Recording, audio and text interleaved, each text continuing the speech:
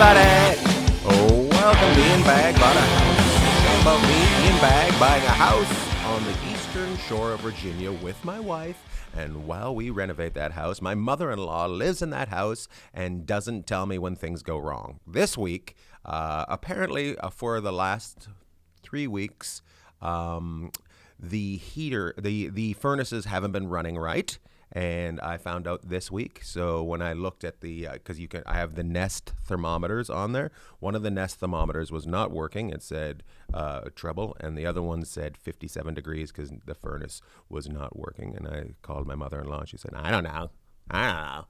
And then we had to have somebody come in. We had to have the HVAC guy come in. And if anybody can lead me in this, I would like to ask you a question. I have two Nest thermostats. Apparently, the one Nest thermostat is no longer good. It's broken. It's done. Has anybody else had a problem with the Nest thermostat? Because of that, I had him replace it with the old style thermostat, which is you can't connect to it via your phone or anything like that. I may switch to another version that is from Google. Is it Google? There's another version kind of like the Nest that is apparently better. But I want to know if a lot of people are having problems with these Nest thermostats. And should I just go back to the old fashioned where you had to use your fingers to move it up? Shing, shing, shing, shing.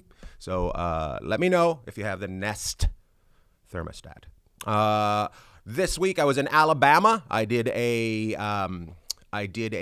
corporate for an insurance company, and they are mental health and drug testing. That's what they do. I was very unsure about taking this gig because they kept telling me I had to be very, very spick and span clean. They're like, you have to be clean. We're very conservative. You have to be clean. And I was like, oh, this is going to be terrible. That's what I was thinking, right?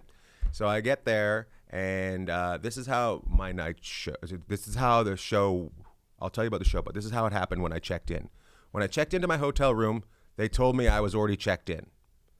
And I was like, oh, interesting. And they said, yeah, about an hour ago, you checked in. And I was like, well, I don't understand how we're having this conversation if I'm already checked in. And the guy's like, oh, that's true. He goes, well, let me see your ID. And I showed him my ID. He goes, well, there's a man in your room. Are you supposed to have a roommate? And I said, no. And he said, okay, well, I'll call. So he called the room, and the guy didn't answer. Of course not. Of course he didn't. I'm like, oh, he's probably taking a poop or something like that, right? So, and then I'm like, well, he's like, are you sure you're not supposed to have a roommate? And I'm like, I'm sure I'm not supposed to have a roommate. So I show him the email. I show him all my reservation numbers and stuff. And then he calls the room again, and he says to the guy, hi there, we have a problem with your room, and we need you to come out to the front desk. And the guy, it's just around the corner from the front desk. And the guy comes out. He's got all his luggage, and he stands there. And they ask him, a couple questions. And then as they're looking in the computer, the guy just walked out the door with his luggage. Huh. And I was like, well, that's interesting. I've had to deal with my bank account being hacked, but never with my hotel room. Anyways. Well, how did he get in without your ID? I have no idea. It gets better. The guy at the front desk then just reprints a key and goes, your room's ready. I don't trust this guy anymore. No, I'm just like, I'm not going to the room that the man just came out of. Yeah. Like, it's dirty. First of all, he's been sleeping. Who knows what he's been doing? I'm not. And now he knows what room I'm in, so he's going to come back and murder me. That's what I'm concerned about. So I had to talk to him, and finally the management came out and said, oh, yeah, Ian should get a different room. He shouldn't have to go to the dirty room. It was weird that the guy fought me on it. But anyways, the gig was great. What these people do is they test people for if they're on drugs, and then they have to go to rehab if they're on drugs. It was a thing for all their customers, and they were rich. And the lady that owned the thing was wearing leather pants, which I thought was very interesting. I'm like, she should be drug tested. I like the way I'm told that I have to be corporate clean, but the owner of the company comes onto stage with a pair of leather pants. I'm like, oh. If anybody's filthy, it's that lady right there. That lady in her leather pants and her high heels and her safe word. They should have drug tested the employee at the hotel. I think it's just Alabama. I think you can get away with a lot there. Yeah, they're very trusting. Chris, and is Renee here? Renee is here. I took you guys to a hockey game for the first time last night, and how did you guys enjoy it? I love hockey, so I enjoyed it a lot, except that we didn't win, but the Kings. But I love the fact that it went to overtime is a pretty good. You get more for your money that way. Yes, because I took you to the game, so you needed more for your money. No, but I mean... That's the cheapest thing I've ever heard. I needed more for my money. No, I mean, well, for your money too, though. You were hammered and yelling at people too. Was I? Yeah, he did buy 50-50 tickets. We did. Oh, the biggest part of the game for us was all 50-50. Disappointed in Los Angeles. It only got up to $7,000. That was what the pot was. Like usually it's around 40, 28,000. I've heard something like a couple 100,000 at Winnipeg because those people just love to gamble. Those prairie people. During the Dodgers postseason this year, it got up to over 100,000 on one of the nights. That's it, huh? At a Dodgers game, because those are over 100,000 people there. So you think it would be even more? There's 56,000. They probably got it stolen in the parking lot. That's how the Dodgers work. Filthy. I don't know if anybody ever wins. You'd expect like a loud scream if somebody had the winning number. You're so conspiracy theater. I don't know if anybody wins. Somebody wins. If you won, wouldn't you get up and scream? There's things going on at the game, Renee. There's people with pom-poms and a lion with a drum. Come on, you're not going to hear somebody do that. Everybody is quiet looking up at the number. You'd expect like, oh my God! Was that your first game? A hockey game? No. Yes. No, What? I've been to a hockey game. Who did you go see? I've seen the Kings, and I've been to a Mighty Ducks game. Oh, a Mighty Ducks They were game. still the Mighty Ducks at the time. Uh-huh. Mm-hmm. Is that the lowest you've ever sat at a hockey game? No. You've sat lower than that? Yeah. Where did you sit? When I went to the Ducks game, my old college professor had tickets right behind the box. First, So he was high-fiving the players. couple things right here. Yeah. Were you molested? Because you shouldn't be going to a hockey game with your college professor. And how does a college professor have those seats? He was a writer, so he had money. Oh, you were molested. We're going to get to our guest, and then I'm going to have a little talk at the end of the day. Wait, hold on. Is hockey usually a molesting situation? I don't even want to answer that question because something bad happened in my hometown. Chris is just going to hang up on us. Our guest today is the voice of the St. Louis Blues. He's from St. Louis. He's on the radio there, and you can hear him every time the St. Louis Blues play. Please welcome Chris Kerber. Hello, Chris. Ian, how are you? I'm good, buddy. Nice to see you. Good to see you too. So what part of Alabama did you go to? I went to Birmingham. I worked in minor league hockey there for 2 years. I was the broadcaster for the Birmingham Bulls when they were in the East Coast Hockey League from 94 to 96. Well, you're and am I right about them being a little bit on the slower side? You know what? I don't know that your show has enough time for some of the stories I could tell you. I'm sure you have some great stories about teaching those people about hockey. How did you end up there?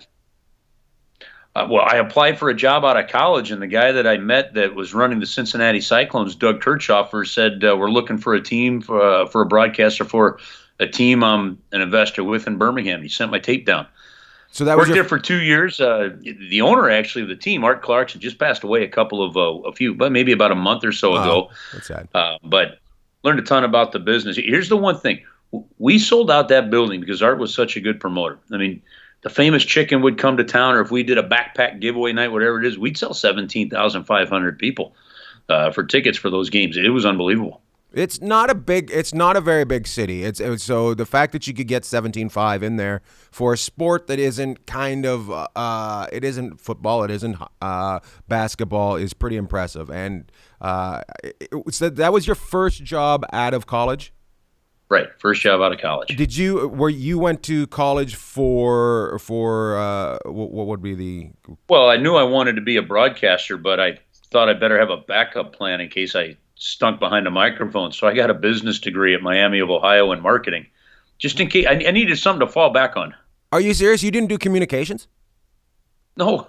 That's hilarious. So there's a bunch of kids that did communications, and you got a job right out of college, and now you're with the St. Louis Blues. Oh, you must have a lot. Right. a lot of people hate you from your college. They must just hate you. And listen, I tell all the kids now, I'm going, you got to learn some business. In today's world, you're going to be better off understanding the business side of it and learning the technical side of it than kind of the other way around. And so, absolutely, in my case, it worked out pretty well. I take when people ask me the questions, I say the first thing I would have done is I would have gone to USC, because that is the most important school in this town, because you're going to school with people whose grandparents were actually Disney. So I got into school there. You got into school and you didn't go? Yeah, no, let's see, the 4 schools I got accepted at were Miami of Ohio, Purdue, Indiana, and USC. And I thought, I have an uncle that lives out in Los Angeles at the time, it still does. And I thought, I'd like to go out there. And so when they sent me the acceptance letter, there was a map, and the map also showed where restrooms were, which ones were locked and which ones were unlocked. That's funny. And I went, well, I got to worry about what bathrooms are locked and unlocked? That didn't make any sense to me. Yeah, you got to. Oh, correct. That was that noise. I don't know how to. Listen, we're doing this on the computer, so if I get a text or an email, it's going to ding throughout the whole thing. I don't know how to turn all that off. I love it. So this is a podcast about owning a house or living in a house, and you own a house. And the last time I was talking to you, you are actually getting your basement renovated, and there was something that you wanted in that basement. You told me this is the only thing I want: a bar. I just want a bar. My wife kind of kept showing me designs that looked like a kitchen. I go, I got one of those upstairs. That's funny. I need a kitchen. I want a bar. So did you end up getting that? Were you able to? I think we're finding a compromise, because as much as I want a bar, I think a happy wife is also an important part of the process. Yes, if your wife isn't happy, you're not going to have a house to have a bar in. So there's no point. Well, here's your exact. Well, that's true. Then I could go to anyone I want to and not have to keep one in my house. Here's the thing.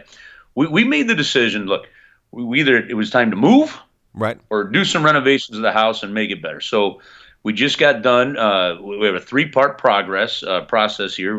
The bathroom, master bathroom, the kitchen, phase 2 of a kitchen, and the basement. So the bathroom's been done. They should be starting on the kitchen within a week and simultaneously starting to roll on the basement. And did you say it's your master bathroom that you did? You did? It is, yeah. What did you have done to it? Everything. Tore the whole thing right down to the bones. Took out the bathtub, put in a shower, reversed some closets, put in a vanity. You never think you'd have a conversation about why it's important to have 2 sinks in the bathroom. And I said, well, I don't understand needing 2 sinks in the bathroom. Like, how often are we standing next to each other in the bathroom? We're going, I wish I had my own sink. Right. So we went with 1 sink. You went with 1 sink? You got your way on that one. Nice. I think counter space. To me, counter space was more important than some other sink that I could drop something into. To me, I agree, but also storage is the biggest thing that I think on every room now. So is there anything that you've never gone into a house and say there's too many closets? Yes, absolutely. Is there anything that you've learned that you'd like to tell people about to renovate something, like dealing with contractors? Any advice on that? I would suggest that you figure out what really matters the most to you personally, and if it doesn't come close to hitting that list, let your wife do whatever she would like. That's funny. So, did you have, other than the sink, did you have much say in the bathroom? Okay, so the way this has worked is, first off, like me and colors, it's why I have no fashion sense. I'm a Garanimal kid. I got to make sure that the lion on the pants matches the lion on the shirt. You don't put the giraffe with the elephant kind of thing, right? Nice. So I fully understand. I have no color sense whatsoever. So to that end, the only thing I focused on all these renovations is functionality. In other words, where the shower was in the bathroom, since we were moving the shower, it didn't make sense just to leave that space as a cove. I turned it into a hallway closet and a bathroom closet. I kind of did the very functional part of it. If it makes functional sense, good. Outside of that, I don't care what it looks like. I don't care about the cabinets. I mean, obviously we got to hit budget, right? But so outside of, let's say, within the budget and functional, I'm pretty good. So that's my only suggestion. And the problem, and you know this, the problem is your wife will come to you and she'll say, do you like this color? I go, yeah, I like that color. Sounds good. She goes, well, what about this color? Well, what happened to the color you just showed me? I said, I like. Well, do you like this one? Well, I like that one too. Well, which one do you like most? Does it matter? Pick one. I like them both. Right. I'll tell you if I don't like something. If I say I don't like it, then you know. If outside of that, let it go the rest of the way. That is right there. Do I not like it? That's the way you should just. Do you not like this? That's the only thing. Because after that, I can't help you with your hues. There's no way I can tell between baby blue and like a dark, like the blues. It drives me insane. Like, and then actually, I got to be honest with you, I didn't like one of the colors after we picked it. Listen, it's paint anyway. My wife's going to change it up within a year. Right. So I don't fight. It's the other thing too. Now I'm a do-it-yourselfer. Now I'm not doing most of this myself, but the first phase of our kitchen, I tore down a wall, redid electrical stuff, and did that all myself. Yeah. And I love doing it, but I've just with 3 girls, my daughters and stuff, I don't have just the timing to get it done. Wasn't going to be there. So, this is the first time I really hired somebody just to do a project through and through. And I saved some money by, like, when it came time for destruction of the bathroom, and I took it all out to the point that the builder came in and said, that's like some of the best demolition we've ever seen. You could have a job with us. I went, yeah, no thanks. I think I'm good. I can take it apart, but I can't put it back together. Yeah, but so I like kind of the do-it-yourself aspect of things. So I'm the kind of guy, and I make sure that when anybody ever comes into the house, even a furnace repair guy, like you were just talking about your furnace, even a furnace repair guy, I kind of stand there and watch him work. But I make sure he knows, hey, look, I'm not standing here to look over your shoulder. Right. I'm actually standing here to watch I want to take apart, see what you're doing, and then put it back together myself kind of thing. So I look at it as more as like my own personal HGTV, but he's live in my house. Right. Is that how you learned your electricity? You said you do electric, your knowledge? No, so we had these like big chandeliers, right? Or not big chandeliers, but one over the peninsula and one over the table. I got to put in candlelighting.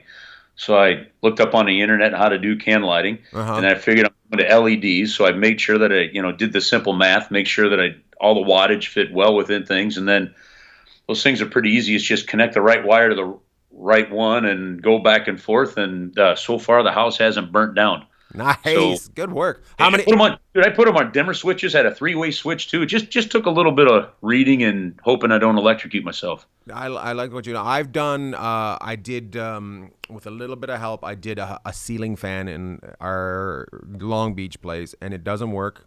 Dude, those suck. I don't know what I did, but it doesn't work. Yeah. The light goes up to May. I don't know who's using that for a light because the light is just so dim on it. It's just incredible. It's mood lighting for really, really ugly people is what it is. So it's one of the great Stephen Wrights, isn't it? Yeah. I think it was Stephen Wright that said I had a light switch in the house that I didn't know what it did. I kept lifting it on and on. And one day I got a call from a woman in Germany that said, knock it off. I love that joke, to knock it off. I also believe and I have never been in a house with enough electric outlets. I don't think. Oh yeah.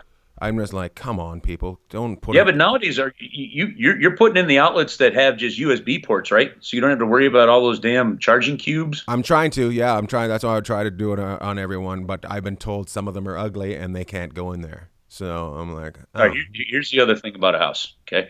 Here's the other thing that you've probably experienced. I want to buy a fridge. Mm-hmm. Okay, well, this fridge has a Keurig built into it. I don't need it to make coffee. I need it to keep the meat and the vegetables cold. Right. And the way I look at things like that, like that's just another piece that's going to break. Right. So rather than just replace the $100 Keurig on the counter, I got to replace a $3,000 refrigerator. Sometimes you just need things to do what they're designed to do. Like I don't need a microwave, that can do anything other than just cook and heat up the corn. It doesn't make sense to me. So that's the other little issue we've had. Oh, this would be cool. This would be cool. No. So just do you have the plug Keurig? it in and let it work. Do you have the What's fridge? that? Did you get the fridge Keurig? I feel like you ended up out. You were told. Oh, you ended up getting the normal. Oh, good for you. Good because for you. when it comes because I like to do it yourself. When it comes to fixing things, like look, if I listened to Christy all the time, for example, our vacuum cleaner, right? I would have bought 4 new vacuum cleaners. I'm like, no. You just take this piece off. It's clogged. You go like this. The thing works. It's not broken. It's just not working right. So, you gotta at least have some kind of sense of that broken doesn't necessarily mean done. Right. I'm the other way. My wife makes things work, and I'm just like, let's get a new one. I get frustrated very quickly. Let's talk about how you ended up with the St. Louis Blues and your historical run last spring and where it started, because let's be honest, the season didn't start out great last year. So how long have you been with the Blues? This is year 20. Year 20. Yep. What year did you think you were going to make it to the Stanley Cup playoffs and you didn't, other than every year? Like, was I thought we were going to make. You know what? Just 2 years ago, I thought the Blues were going to make it to the Stanley Cup. They ended up in the Stanley Cup playoffs, but they missed it by 1 point. Just not this past season, the season before. Blues have really been one of those lucky teams. For example, like you look at, I think the Toronto Maple Leafs have made the playoffs 4 times in the last 14 years, something like that, right? Which means that you've missed 10. The Blues have only missed the playoffs 9 times since they came into the league in 1967. I didn't know that. I had no idea that they were. Wow. I wonder if so. Like the Edmonton Oilers that have made the playoffs once in the last 13 years, right? Yes. I mean, that's 12 years out of 13 missing the playoffs, and the St. Louis Blues have missed the playoffs just 9 times in 52 years. I'm going to suck up to the Blues right now, because that also means that if you're making the playoffs every year, you're not dealing with the top echelon of the drafts. So you have to recruit and draft very smartly, whereas Edmonton just picks number 1 every year. Right, and they should implement the Edmonton rule where you can't. Right. You're just not allowed to be that bad year in, year out and still pick high. At some point we're going to punish you for not picking well. The Blues, they did it. Now, some people thought, because the Blues didn't win a Stanley Cup till last year, they thought, well, like they made the playoffs at one point for 25 straight years. They said, well, it was 25 years of mediocrity. Right. Like, well, there's a lot of people that couldn't even be mediocre. Right. At that point, and they just didn't get the playoff luck. But like the Edmonton Oilers, you're right. So I think the Edmonton Oilers in the last 12 years have had 10 top 10 picks. Okay, it drives me that insane. includes 4 first overall picks. The St. Louis Blues have not chosen a forward in the first round of the NHL draft in a top 10 pick since Rod Brind'Amour in 1988. That's impressive. That's impressive. Yeah. And they've only had guys, 5 top 10 picks since. Didn't you guys end up with a number 1 draft pick from Edmonton at some point? Didn't he play a season with you guys after Edmonton released him? Yeah, Neil Yakupov. Yeah, and where is he now? Is he back playing in Russia? Yeah, he's in the KHL. Ugh, good for him. Good for him, just screwing up every league in the world. What was it like being on that run last year? Because you're close to the team, but you're not close to the team, right? You guys travel with the team. You guys are around the team. But you're not. They don't let you become too close with them because you are the press. Am I right? Yeah, a little bit. I mean, we've got a better relationship, I would say, than normal media would from that standpoint. Just because you are around every day, you're the team's broadcaster, you're in the room, so you build relationships with them. But the expectations were really high. It was a slow start. They fired Mike Yeo. They put Craig Berube in place. Took a while. It took a little. It didn't turn around on a dime. It took a little while for him to get implemented what he wanted to get implemented. They called up Jordan Binnington. They started to really go on a run in the second half of the season. And so during that run, you're thinking, man, this could really happen. But then you just started watching how they were beating teams and who they were beating. And there was a back-to-back game against the Nation. See, I'm right again. Apparently, I've got to be somewhere at 5:00 tonight. So they. No, so it was just one of those great runs where, you start to realize, man, they could do it. And then it was in the first round of the playoffs when the Blues won the first 2 games in Winnipeg, lost the next 2 games at home, fall down 2 goals in Game 5 back in Winnipeg in the first round. The team had only erased a 2-goal deficit twice all season long. They erased a 2-goal deficit in the third period, and Jaden Schwartz deflected a puck in the game winner to make it 3-2 with 15 seconds to go in the game. Now, that's the kind of stuff that the Detroit Red Wings did to the St. Louis Blues year in, year out. Right. When that play happened, that's when I started to go, son of a gun, this could be real. And they went on an amazing run of just dominance, teamwork, togetherness. It was something special to see. Is it fun to watch from that close, or is it nerve-wracking? Both. Yeah. But you've been around long enough that you just kind of take it, if you let it get too nerve-wracking, you can't enjoy it. So if you really just enjoy every single game for what it is, it becomes a hell of a ride. And it was. I mean, and then, man, to have that final in Boston, so you're enjoying dinners in the North End, you're hanging with the people we work with. I mean, it was just a great experience all around.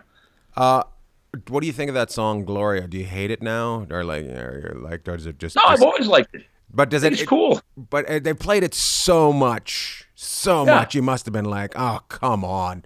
Why didn't everybody pick something I liked? Well, I think I'm okay with that song. But what is so funny is just how. I mean, I just was told a story the other day from a guy that said I was watching the game down at a bar in Florida, and when they won, I made the bar play Gloria. I mean, and so the popularity of that song because of that run, it had moved up into like the top 40 of downloaded songs on iTunes. Ugh. Somebody in her family made a lot of money off of you guys going to the Stanley Cup playoffs. Well, but also think about this. Most people didn't realize that Laura Branigan had died. Nobody knew. Like everybody was expecting her at the parade, and I'm just like, you guys might want to Google something. Saying, hey, you should bring her in. She should perform. Finally, you got to look. She'd love to. Trust me, she'd love to. Yeah. If it were up to her, she'd be here. Yeah. That's great. Who's your favorite Blue of all time? Favorite Blue of all time. I have always enjoyed, and it was just because of the way Dan Kelly said it, but Jorgen Pedersen is one of my all-time favorite Blues. Never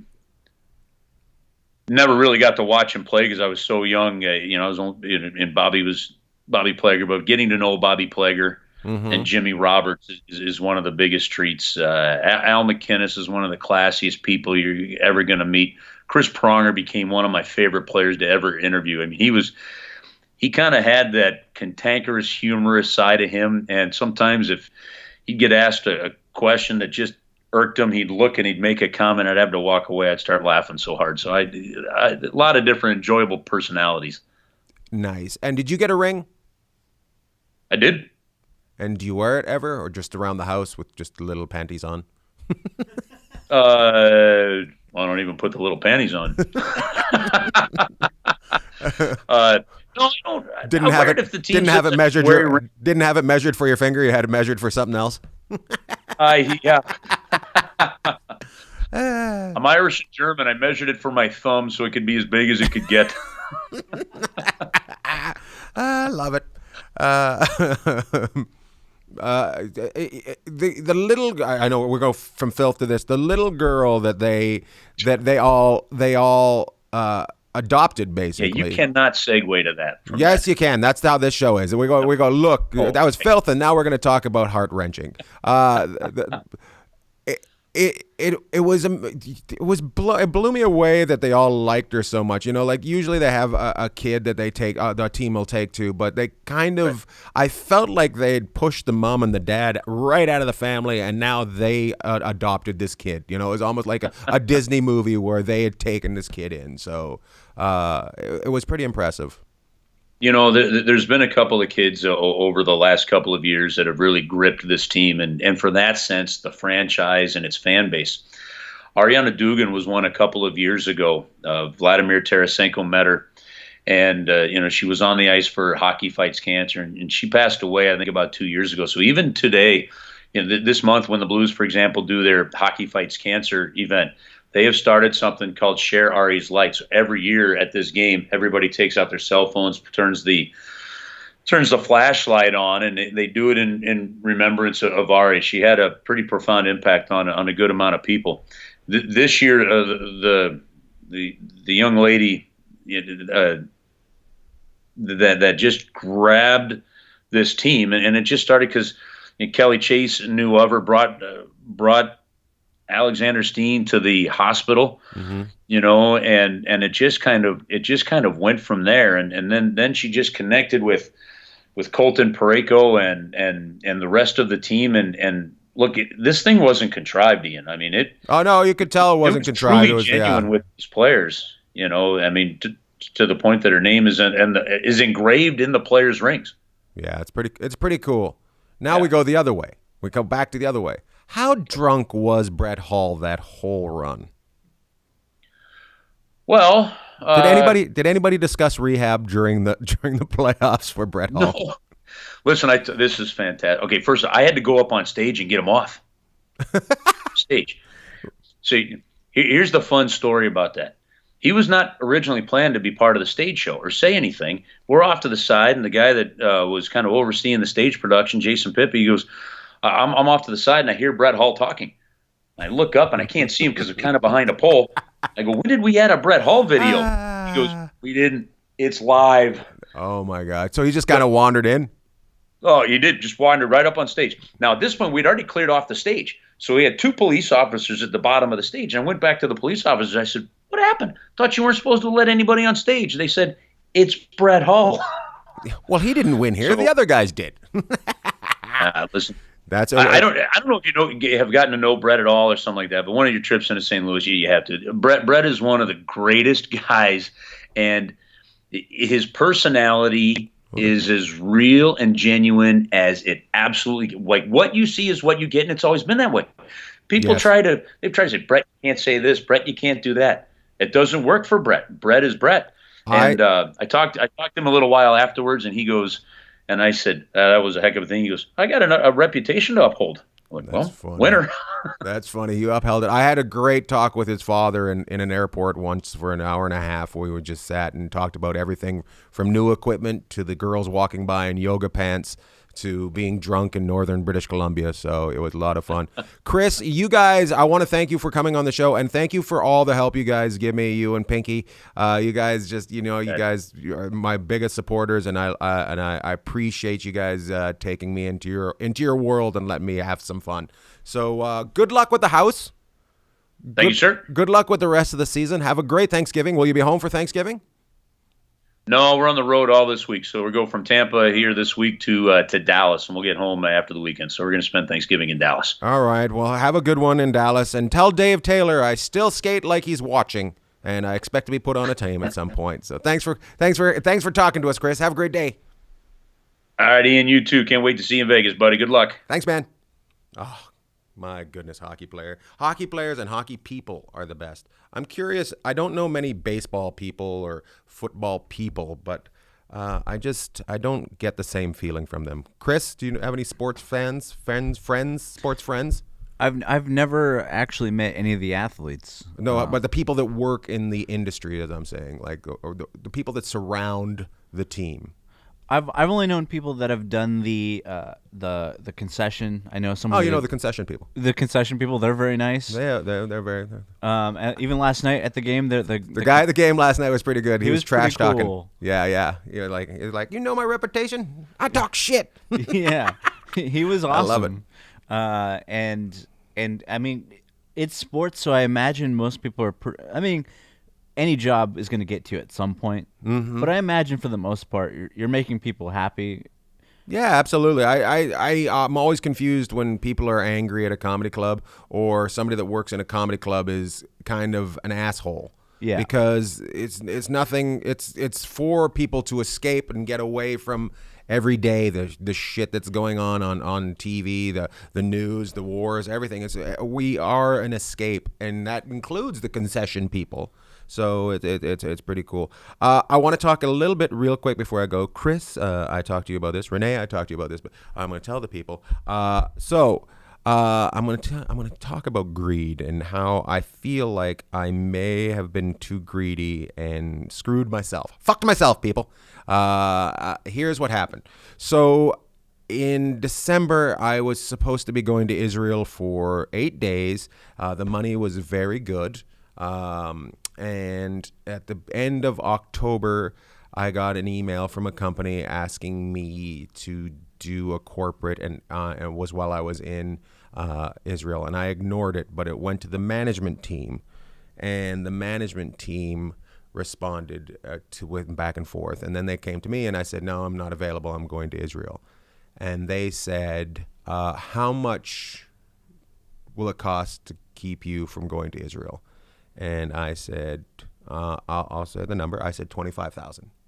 And they said, okay, well, we'll ask for that. And I was like, okay, well, I'm only over my normal cost by 15,000. So if they say yes, I won't go. Well, they came back and it was almost $25,000. And I was just like, really? I'm like, okay, I'll blow my friend off that's taking me to Israel. Because they asked me, they said, cancel that Israel gig immediately. And everything's done. All the paperwork's done. Well, I canceled. And then I didn't hear anything more about this gig that I felt I was being a little bit greedy on. But, I think I'm worth it. But at the same time, greed. But I shouldn't have screwed my friend over. And he wasn't screwed over too bad. A lot of the comedians, he gets great comedians that go with him to this show. And I will be going to Israel for a week at some point. But now, in December, I'm not going to Israel and I'm not doing this corporate show. I went from having too many gigs to no gigs. And I feel that is karma. And I want to know your guys's, I want you to tell me, was I being greedy? Is it karma for not taking the gig? Because I get canceled on all the time. And I feel like I wasn't too greedy. And I don't think I was being a dick because I did give him a month and a half window of being able to fill. But I just found out that I'm not doing either of them. So let me know your point of view. Tell me, I know you guys all think that I'm a dick. We all know that. But was I being greedy? Was I not being greedy? Chris, what do you think? I don't know. You don't know? That's the answer I was hoping for. I would go with the more the one that pays more. That's most people would, right? Yeah, I think any person that uses their brain on that would be like, well, yes, this is my friend, but I hope they'd understand that I need. I also want to tell everybody involved in the bigger money situation that didn't happen, that was supposed to happen, they can all fuck off. I also want to say that. Is that a normal feeling? Yes. Okay. There we go. Well, everybody, you've had a great time with Chris Kerber from the St. Louis Blues. You've learned about when you do your house, let your wife pick the colors. Make sure that you make things functional. Tear it apart. Let your anger out. And then have them rebuild it. Never enough plugs. Oh, I want to know your feelings about Nest thermostats. Let me know. I haven't. Sarah has weighed in on both of those things. Oh, she has? Yes. I wanted to tell you before we actually sign off. Sarah said that she didn't get the Nest thermostat because she heard they sucked. Okay. But she has the camera and alarms, though, which are awesome. Okay. And then on you being greedy, she says you weren't being greedy. They asked how much, and you gave them an answer. You're worth way more than $25,000. Sarah, you always call me a dick, but you also treat me so well. Sarah is my favorite lesbian in the whole damn world. And if I could bring her back to the other side, I would. Let's wrap this up. The Nest sucks. We had one Nest sucks. So let's keep that. What is that called? A graph? No, it's called a. I would say a poll. A poll. That's it. That's what I was trying to remember what they're called. I can't believe I make my money with my brain and voice. I'm so stupid. I do. I believe it. Did I tell you guys last week when we were in Vegas? Did I tell everybody about how I said when I was drunk, I was having a conversation and I was trying to say something else, and instead it came out, well, at least my wife's hot, and she was standing, and the guy's wife was standing right there. Oh no! And I was like, I wasn't even meaning it like that. Oh no! He was calling me ugly. and I was trying to say something because it's a very confusing thing. Anyways, I screwed it up. It was because he had the same last name as my father-in-law, so he was thinking that I was related to him, and he was calling me ugly in the family, right? He was calling me the ugly one in the family, and I was like, "No, I'm not even in the family. I'm married in. It's my hot wife," was what I was trying to say. But I was drunk, so it just came out. At least my wife's hot. We'll see you guys next week. Who knows who we'll have from St. Louis on the show next week? I think we're gonna have somebody else from St. Louis next week. We're gonna have I'm Mr. Burton. I think I'm gonna have him on the show. He's from the Riz show in the mornings. Jeff, he's a good friend. He's very nice to me. Have a good weekend. Don't eat too much on Thanksgiving because it'll make your butthole blow up. And that's it.